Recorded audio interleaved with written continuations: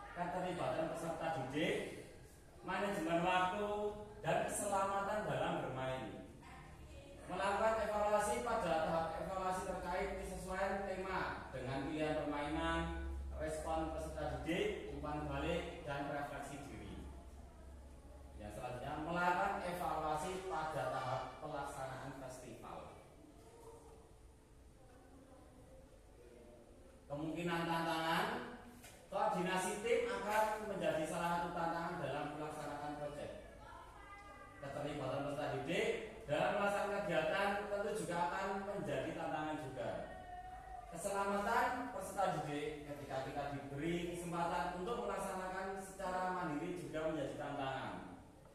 Dan selanjutnya, ketercapaian tujuan terkait pemahaman akan pentingnya gerak akan menjadi tantangan karena terlena dengan asiknya permainan.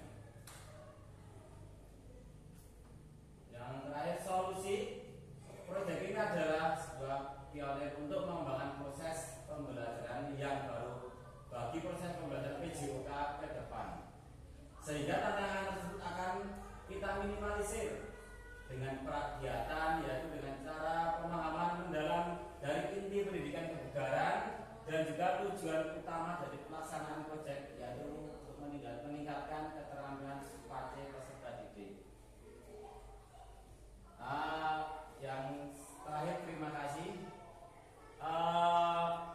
Ini pemaparan festival permainan dari saya. Jadi kenapa saya ambil tema permainan tradisional? Karena untuk sekarang ini jarang peserta didik mengenal permainan-permainan tradisional yang dulu misal Bapak Ibu guru ataupun saya lakukan di desa. Jadi anak-anak bisa mengenal permainan tradisional tersebut dan tahu cara memainkannya, aturannya, dan bagaimana hasil yang akan mereka peroleh ketika melakukan permainan. Seperti permainan-permainan sudah manda, egrang. Untuk zaman sekarang jarang anak-anak tahu egrang itu permainan seperti apa, cara mainnya gimana, terbuat dari apa. Dan juga sudah manda, cara mainnya gimana, karena setiap permainan tradisional itu bisa dimodifikasi. Tidak hanya benar-benar dari permainan tersebut asli, tapi juga dimodifikasi. Mungkin aturannya, jumlah pemainnya, ataupun bentuk dari permainan tersebut.